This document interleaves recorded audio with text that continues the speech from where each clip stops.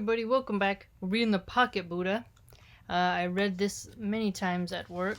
It really helps for when you get difficult customers, or the manager is just bonkers, or the chef isn't on the line and the cooks are messing up, or something's out of stock and somebody ordered it and now they're mad at you. It helps, basically.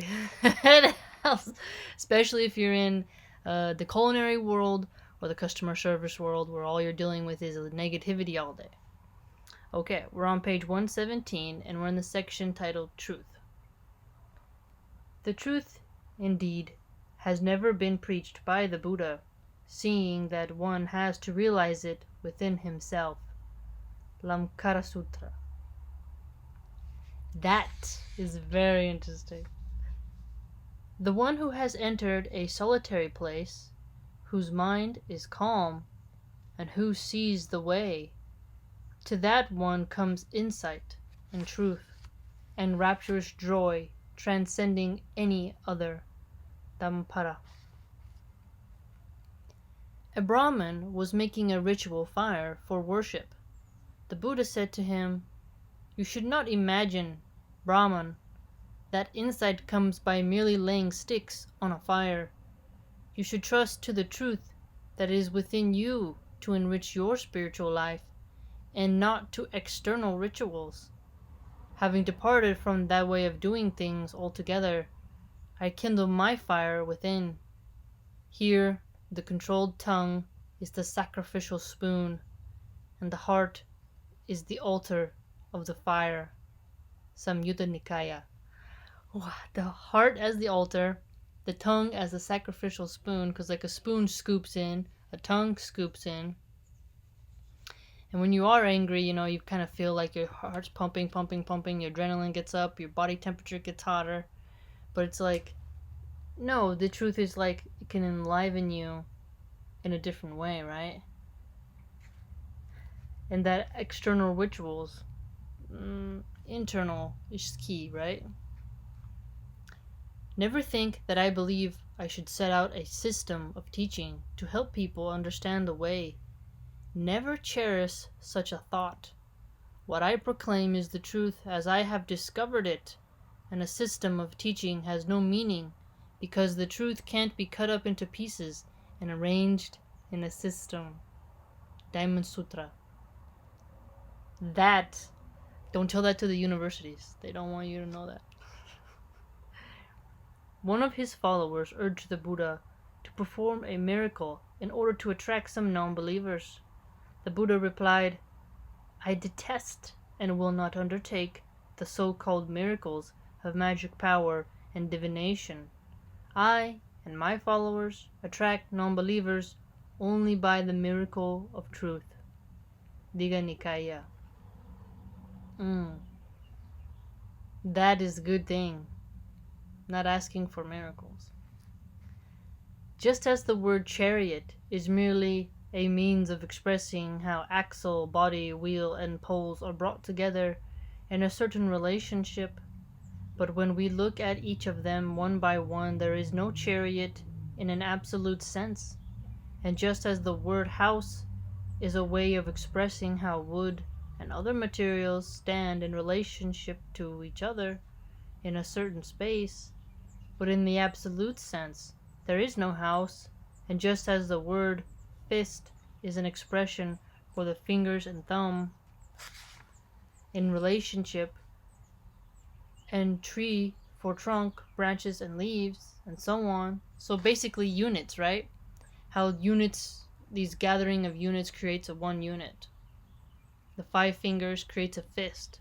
But you can't have a fist without the 5 fingers, But in absolute sense, there is no fist or tree.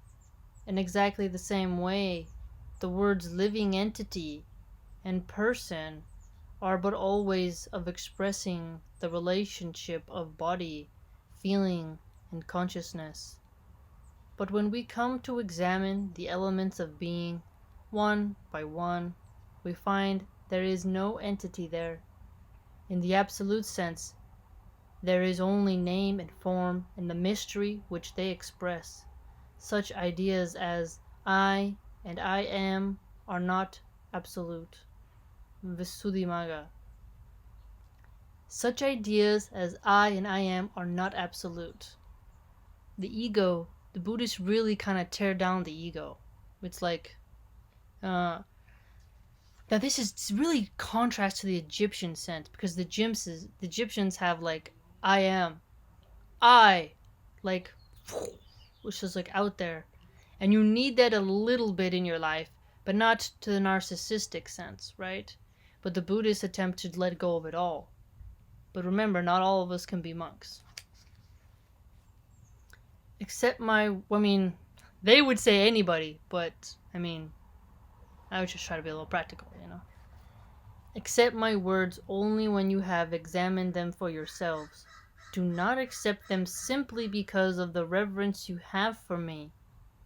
Those who only have faith in me and affection for me will not find the final freedom, but those who have faith in the truth and are determined on the path, they will find awakening. Majjhima Nikaya. He's saying don't worship me, right? Don't focus just on me. Don't let your affection for me overtake your path to the way of examining the truth and getting there to enlightenment. That is good. Monks, if people speak badly of me, or badly of the teaching, or of our order of monks, you should not, because of their ill will, hold any thoughts of enmity toward them, or any spite, nor even be at all worried, for if you are angry or displeased with them, it will hurt you more than them. Indeed, if you were to feel angry or displeased, would you then be able to know what is well intended and what is badly intended from others? That's a hard one, because if someone is trashing someone you really care about, or a movement you really care about, you can disagree, but spite is like more of like really revengeful, right? Enmity is like intense kind of animosity and anger, like an edge there. So it's like tolerance, essentially, he's speaking about. This is how I see it. Now we would not be able to know this, so if others speak ill of me, or teaching, or the order, you should, with good will, unravel the truth of what they have said. Aha! Dialogue! You see? Talking. Unravel the truth. See what they're saying. Examine it. And make it all clear to them, saying, for this reason, that is false. For this reason, that is untrue. These things are not within us. Digha Nikaya. Perfect. That's why it's important to talk about ideas, not just to spew hate, but to actually examine, like, what are you saying? Here's what I say. Dialogue. Sort of a Socratic method in a way. Brilliant. Of all the medicines in the world, myriad of various, there is none like the medicine of truth. Therefore, all followers, drink of this. Dhammapara. I underlined that one about animosity. Because, when you're around it a lot, it can really wear your spirit down. You really got to work on it. Many people know this already, though.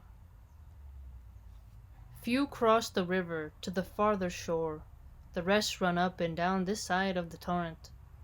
But those who pursue the truth will reach the farther shore and pass through the realm of death, which is so hard to cross. Leaving the way of darkness, the wise man will follow the way of light. Giving up his security, he will enter into solitude, knowing the road to be hard. Putting away craving and freeing himself from possessions, the wise man will rid himself of all dark thoughts. Whew. That's a mission, to rid yourself of dark thoughts, especially in a world that constantly tries to get it in you directly or subconsciously. With his mind full of regard for the truth, with energy, concentration, and calmness, clinging to nothing, and overcoming all dark thoughts, he is awakened and enters nirvana in this world. Dhammapara. With energy, not just like, but like, energy, concentration, calmness. Don't cling at anything. If it comes, it comes. If it goes, it goes. It's hard, I know. Entering into inner solitude. That one is one I really did very well at that job. Really did go into my own world. Marx would call that an alienation, but it worked and saved my mind. It was really interesting. What do you think, ma'am?